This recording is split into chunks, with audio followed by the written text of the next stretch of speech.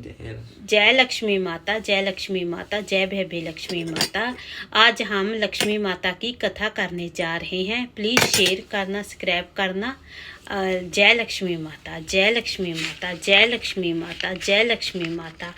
माँ लक्ष्मी माता की जय। माँ लक्ष्मी प्रसन्न करने वाला, सुख शांति संपत्ति और विभय प्रदान करने वाला, सर्व सिद्धिदायक श्री अंतर श्री धन लक्ष्मी माँ। हे धन लक्ष्मी माँ, जगत का कल्याण करने वाली, सब दियाँ झोलियाँ भरने वाली, मेरा भी कल्याण करना। श्री गज लक्ष्मी माँ, जगत का कल्याण करने वाली, सब दियाँ झोलियाँ भरने वाली, मेरा भी कल्याण करना। श्री आदि लक्ष्मी माँ, आदि लक्ष्मी माँ, जगत का कल्याण करने वाली, सब दियाँ झोलियाँ भरने वाली, मेरा भी कल्याण करना। श्री विजया लक्ष्मी माँ, जगत का कल्याण करने वाली, सब दियाँ झोलियाँ भरने वाली, मेरा भी कल्याण करना।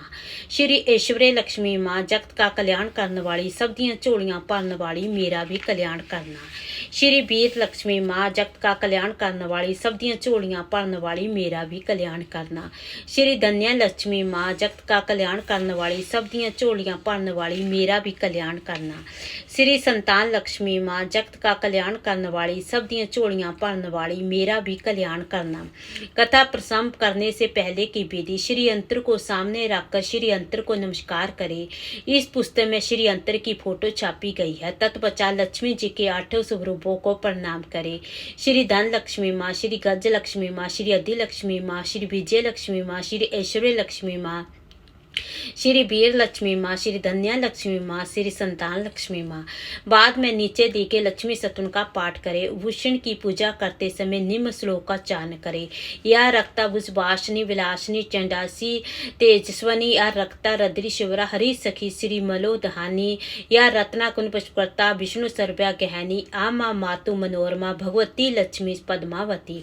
विवाह जो लाल कमल पे फूल पर विराजमान है, जो अत्यंत कांति वाली है, जो महातेज वाली है, जो समस्त रूपण लाल वर्ण है, जिसने लाल वस्त्र पहनी है, जो भगवान विष्णु की अदाग्नि है, जो माँ लक्ष्मी सबके अनंत को अनंत करती है, जो समुद्र मंथन के समय सागर से उत्पन्न हुई थी, जो विष्णु भगवान को प्रिय है और जो तुल्य पूजनी है। हे माँ पद्मावती लक्ष्मी, आप मेरी रक्षा करें। व्रत नियम। ये व्रत शुक्रवार के दिन रखा जाता है। इस व्रत को हर क्षत्रिय व पुरुष रख सकते हैं। यदि विवाद हो तो पति पत्नी दोनों व्रत रख सकते हैं। व्रत करते समय मन में पवित्र रखें, पाप कट से दूर रहे और माँ का पूरा भाव से स्मरण करें। इससे माँ प्रसन्न होती है। अपनी श्रद्धा अनुसार 11, 21, 31, 51 अथवा 101 शुक्रवार को व्रत का संकल्प लेकर मनवांछित मन्नत मांगकर माँ लक्ष्मी का व्रत प्रारंभ करें। माँ लक्ष्मी का व्रत अपने घर पर भी किया जाता है। यदि किसी शुक्रवार अप्रयास या त्यागे हो तो वह शुक्रवार छोड़कर अगले सप्ताह व्रत अपने घर पर ही करे।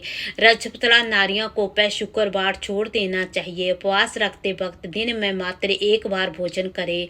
कपूर अथवा दीपक द्वारा श्री यंत्र की पूजा करनी चाहिए। व्रत वाले दिन पूजन के समय सोने की कोई चीज पूजा के लिए रखें। यदि घर में सोना ना हो तो इसके स्थान पर चांदी अथवा सिक्के भी रखे जा सकते हैं।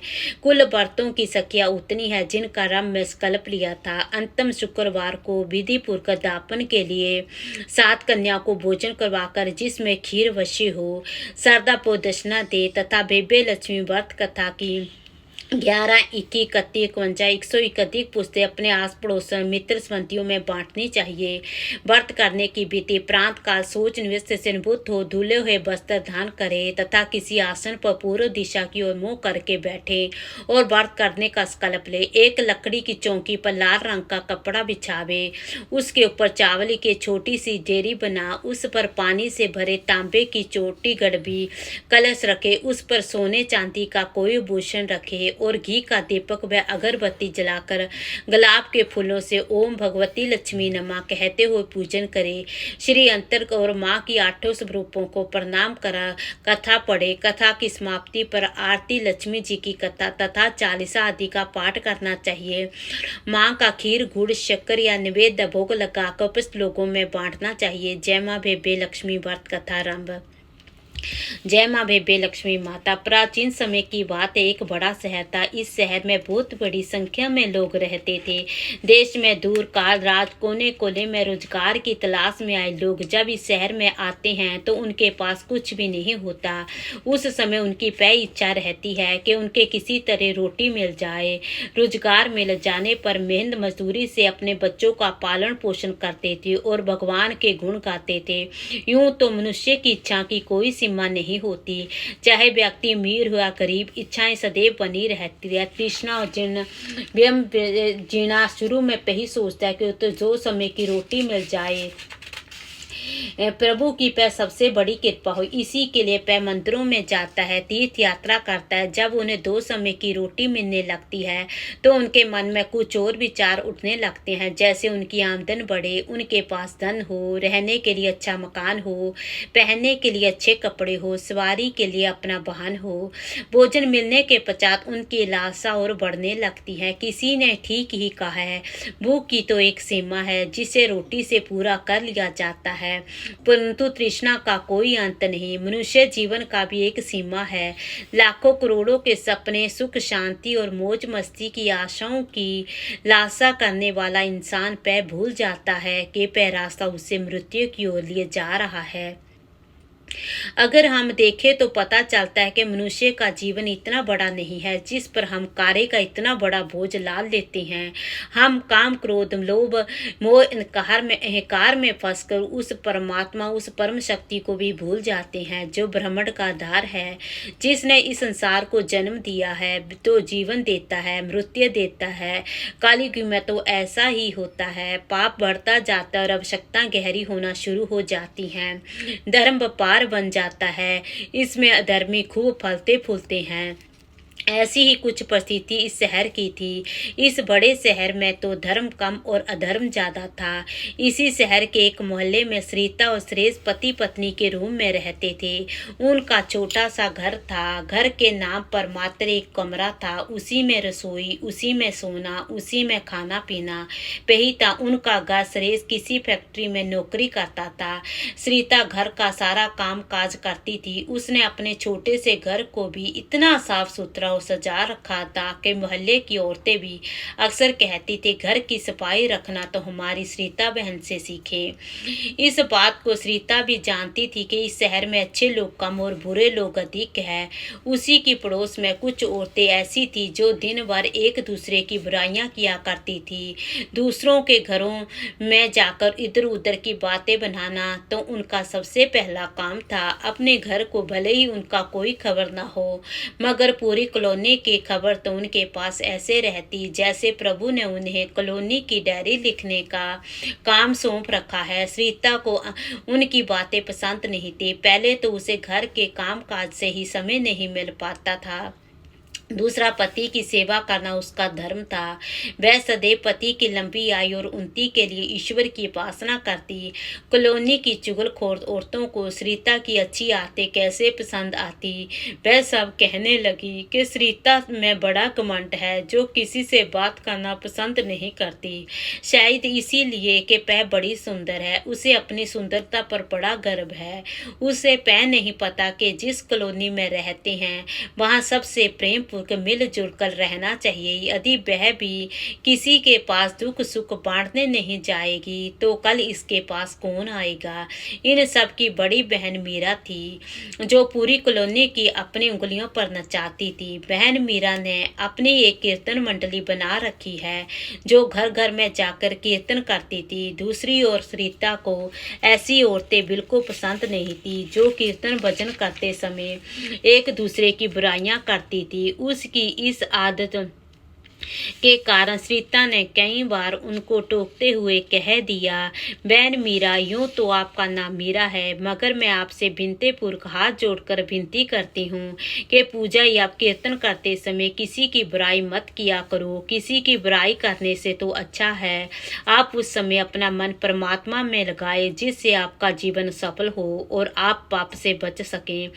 बस श्रीता की इतनी बात सुनते ही मीरा को गुस्सा आ गया। गुस्से के मारे उसके चेहरे का रंग लाल हो गया।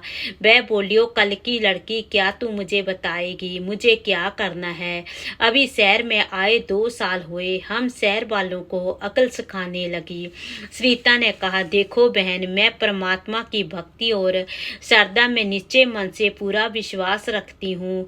मैं अच्छी तरह से जानती हूँ कि भक्ति में ही शक्ति है। भक्ति ढोल बजाने से नहीं होती, बलि के सत्य के मार्ग पर चलने से होती। ईश्वर का पही सिद्धांत है, पही सीखिया है, किसी का बुरा मत करो। मैं तो हर जीवात्मा में रहता हूँ, सबसे सादे हृदय सन्निविष्टे, ऐसा भगवान कृष्ण ने भगवत गीता में कहा है। तुम मेरी तलाश में क्यों बाहर भटक रही हो? यदि तुम सत्य और विश्वास का सहारा लेकर अपनी आत्मा में मुझे तलाश करो या फिर इस जगत को किसी भी वस्तु, व्यक्ति, जड़ चेतन में देखे तो मैं अवश्य मिलूंगा। मैं इस जगत का आधार हूँ। सरिता की इस बात को सुनकर वह मीरा और उसकी सहेलियां मिलकर उसका मजाक उड़ाने लगी। सरिता जानती थी कि लोग पाप करने वाले हैं, इनकी पूजा तो केवल डंबर है, दिखावा है, इनके मन में खोट है, इनके बोलने का कोई लाभ नहीं। श्री अंतर की जय। माँ लक्ष्मी का सुख शांति हो भव्य प्रणाम। श्री अंतर की जय, श्री अंतर की जय। इतनी कीर्तन मंडली खूब पैसा कमा लेती है, ईश्वर के नाम पर व्यापार और लूट करते हैं। सरिता अपने घर में पूजा पाठ करना शुरू कर दिया। वह इन लोगों से दूर रहने लगी। वह सर्वे में ही ईश्वर स्मरण या वह पूजा कर प्रसन्न रहती। समय की गति निराली है, क्या कुछ पता नहीं। वह संसार परमात्मा की लीला है। कुछ ऐसी लीला देखे। उधर सुरेश बुरी संगत में पड़कर शराब पीने लगा, जुआ खेलने लगा। गांव से आया सीधा साधा सुरेश शहर के साथियों में ऐसा फंसा कि उसे 2 बुरी आदतें लग गई। शुरू में उसने अपने आप को बहुत बचाने का प्रयास किया, लेकिन जब चारों ओर से वह घिर गया तो उसके लिए बचना मुश्किल हो गया। भला एक मजदूर का वेतन ही कितना होता है? पूरे महीने मेहनत करने पर जो तनख्वाह मिलती है उससे घर की 2 समय की रोटी ही चल सकती है। मकान का किराया, दुनियादारी, कपड़े, पैसा कुछ उस वेतन से तो चलता है, लेकिन जब इस वेतन से शराब और जुआ खेला जाए तो घर नहीं चल सकता। सीता बेचारी बहुत दुखी हो गई, अंदर ही अंदर घुटने लगी। पति को मना करती तो उसे मार पड़ती, गंदी गंदी गालियां सुनने को उसे मिलती। इस प्रकार घर में आकर वह इतना तूफान खड़ा करता कि लोग उस पर हंसते। बेचारी सरिता वह अंदर ही अंदर टूटने लगी थी। वह हर समय दुखी रहने लगी। अपने मन की आग को शांत करने के लिए आंसू बहाती रहती। इस प्रदेश में उसका कौन था जो उसे सहारा देता? अब वह अकेली पड़ गई थी। आज आकर उस परमात्मा का ही सहारा है। माँ लक्ष्मी उसे सहारा देगी जो इस घर से रूठ चुकी है। सुरेश ने घर के बर्तन तक बेच डाले, परंतु इतने बड़े संकट में भी उसने परमात्मा में विश्वास नहीं छोड़ा, महालक्ष्मी की उपासना नहीं छोड़ी। उसे पूर्ण विश्वास था, एक ना दिन माँ उसके सारे संकट दूर करेगी। हालात ऐसे हो गए, एक दिन जब घर में खाने को कुछ नहीं बचा तो यवन सरिता 2 दिन से भूखी थी। दुकानदार उधार देने से मना कर दिया क्योंकि उसके पिछले रुपये ही नहीं दिए थे। सरिता माँ लक्ष्मी के चित्र के आगे हाथ जोड़ी बैठी रो रही थी। माँ ने उसकी आंखों से टपकते आंसू देख ले। माँ तो अंतर्यामी है, वह हर जीवात्मा के अंदर हर समय विद्यमान है। उसे सभी के दुख सुख का भान रहता है। उसने सरिता के दुख को जाना जो लगातार रो रही थी। सरिता बोली, माँ लक्ष्मी मुझे बचा लो, मुझे बचा लो। देखो मेरे घर की हालत क्या हो गई। मैं 2 दिन से भूखी हूँ, मेरा पति बिगड़ चुका है। घर में लक्ष्मी जी आप बैठी हो, परंतु आपका दूसरा जो संसार में माया का है वह इस घर में नहीं है। उसके बिना जीवन नहीं। माँ मुझे बचा लो। सरिता बार बार लक्ष्मी जी से विनती करती रही, मुझे बचा लो माँ, मुझे बचा लो माँ, शक्ति दो माँ, शक्ति दो माँ, माँ लक्ष्मी कृपा करो, इस घर को बचा लो माँ, आप मेरा अंतिम सहारा है। देख लो यदि तुमने मुझे ना बचाया तो मैं तुम्हारे चरणों में जान दे दूंगी। अब तो मेरा अंतिम निर्णय है। ऐसा कहती हुई सरिता माँ लक्ष्मी के चित्र के आगे गिर पड़ी। सरिता ने नीचे भक्ति और अटूट विश्वास से माँ लक्ष्मी का हृदय द्रुत हो उठा। उसी समय घंटियां बजने लगी, शंख की आवाज आने लगी। सरिता के दास चेहरे पर अपने आप खुशी की लहर दौड़ आई। तभी उनके कानों में आवाज आई, बेटी सरिता, तुम्हारी आराधना सफल हो गई। तुमने इतने बड़े संकट में मुझ पर विश्वास नहीं छोड़ा, अपनी श्रद्धा में कमी नहीं आने दी, इसलिए मैं तुम पर बहुत ही प्रसन्न हूँ।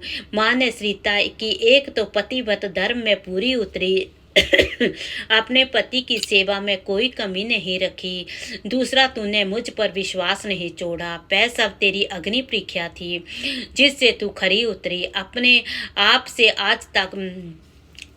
आज तक कुछ नहीं मांगा, परंतु आज मैं विवश हो गई माँ। आज पहली बार आपसे इस घर की खुशियाँ मांग रही हूँ। माँ, मुझे धनवान बनने की कोई इच्छा नहीं, मुझे तो जीने के लिए रोटी की जरूरत है जिससे परिवार का भरण पोषण हो सके।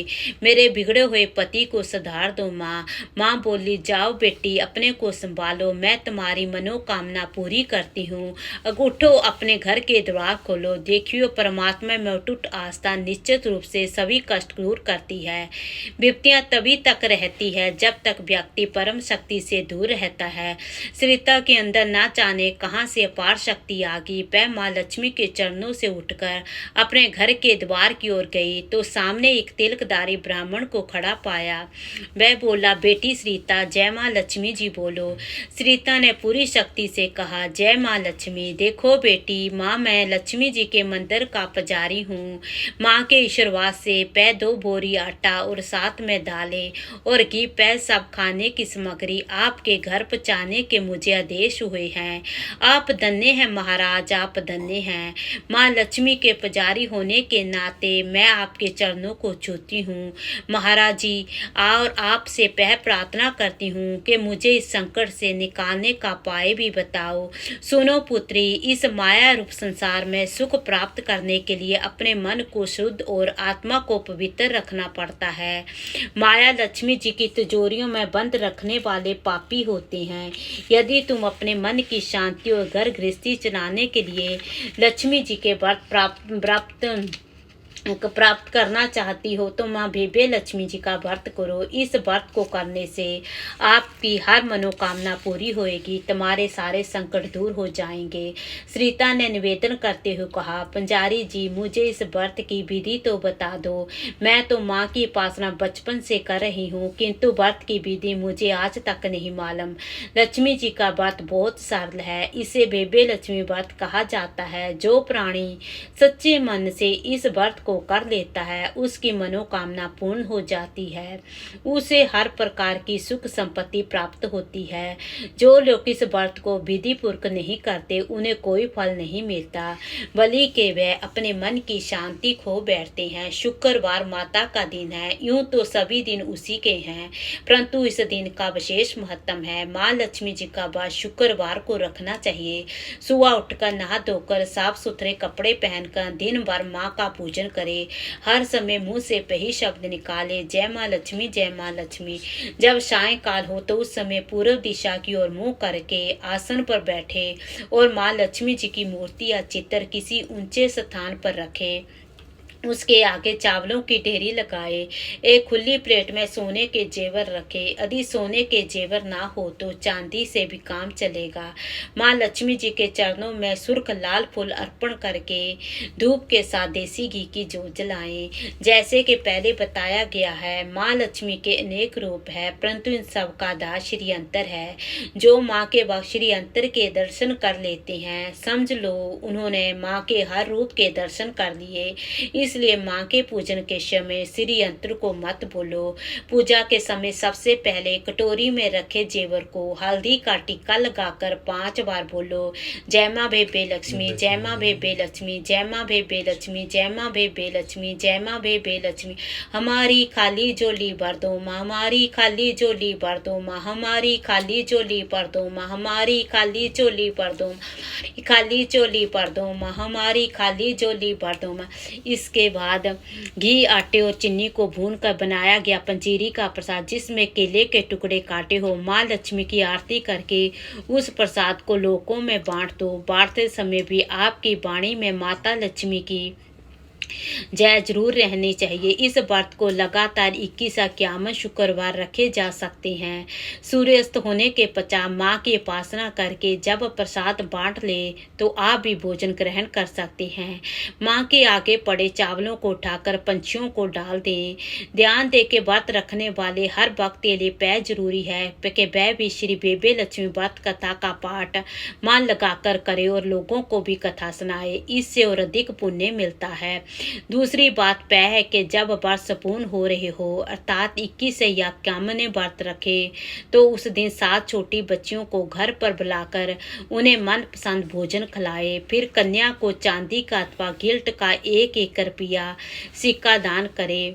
जिस दिन वर्ष पूर्ण हो उसी दिन माँ लक्ष्मी श्री बेबे लक्ष्मी व्रत कथा की 100 या 51 पंक्तियां माँ के भक्तों में अपने हाथों से बांटे। यदि इतनी पंक्तियां पुस्तक आप बांटने में समर्थ ना हो तो ध्यान रखें कि 11 तो अवश्य बांटनी चाहिए। माँ की मूर्ति के आगे हाथ जोड़कर उनसे प्रार्थना करें, हे माँ लक्ष्मी, आपकी कृपा से मैंने अपना व्रत विधि पूर्वक पूरा कर लिया। इसीलिए हे माँ, आप हमारी इच्छा पूरी करो, हमारी मनोकामना पूरी कर दो, हमें सदा सुखी रखना, हमारे परिवार को सुख देना माँ। ऐसा कहकर वह ब्राह्मण चला गया। याद रखे कि महत्व है मैं आपकी सच्ची श्रद्धा और विश्वास का माँ अंतर्यामी है। यदि आप कुछ भी ना मांगे तो भी मिलेगा। श्रीता ने आटे की बोरियां पड़ोसन की सहायता से अंदर रखवा दी, दालों को भी अंदर रखा। माँ लक्ष्मी की उपासना तो कर रही थी परंतु विधि अनुसार नहीं कर पाती। आज माँ लक्ष्मी ने उसकी हालत देखकर जो उसकी सहायता की है उसे वह कैसे भूल सकेगी। सहसा उसे ध्यान आया, कल ही शुक्रवार है, मैं कल से माँ लक्ष्मी के 21 व्रत आरंभ करूंगी। अगले ही दिन श्रीता ने शुक्रवार के व्रत कथा शुरू कर दी और साथ ही माँ का व्रत रखा। वह पूरे दिन माँ की आरती करती रही। फिर उसने रात्रि के समय श्री बेबे लक्ष्मी व्रत कथा का पाठ करके घर आए पति के चरण छूकर उसे प्रसाद खिलाया। उसके पति ने उसे प्यार से उठाकर गले से लगा लिया। वह बोला, मेरी श्रीता, तुम तो सचमुच की देवी हो। मैं ही दुर्वृत्ति था जो आज तक राक्षस बनकर तुमको प्रताड़ित किया, लेकिन अब मेरी आंखें खुल गई। अब मुझे अपनी गलतियां पर पूरा पछतावा हो रहा है। मैं आज माँ लक्ष्मी के चरणों में बैठकर प्रतिज्ञा करता हूँ कि मैं कभी भी मदपान नहीं करूँगा और ना कभी जुआ खेलूँगा। पत्नी ने कहा, मेरे देवता, मेरे स्वामी, माँ लक्ष्मी की कृपा से आप ठीक हो गए तो मुझे सारे संसार की निधि मिल गई। आज मैं कितनी खुश हूँ। माँ ने मेरा उजड़ा घर बसा दिया, मेरा सुहाग मुझे मिल गया। अब मैं 21 व्रत पूर्ण करके श्री बेबे लक्ष्मी व्रत कथा की 51 पंक्तियां लक्ष्मी भक्तों को बांटूंगी ताकि उनका भी मेरी तरह भला हो जाए। ऐसा सुन श्रेष्ठ ने अपनी पत्नी को हाथ पकड़कर उसे चूमते हुए कहा, देखो श्रीता, जिस माँ लक्ष्मी ने मुझे पाप के संसार से निकाल दिया, मैं भी उनके 21 व्रत रखूंगा। मैं भी सदा घर में माँ की पूजा करूंगा। श्रीता ने अपने पतियों के चरणों में अपना सिर रखते कहा, स्वामी, आज मैं बहुत प्रसन्न हूँ। माँ बेबे लक्ष्मी की कृपा से मुझे आज नया जीवन मिला। जय माँ बेबे लक्ष्मी, जय माँ बेबे लक्ष्मी, जय माँ वो लक्ष्मी माता की।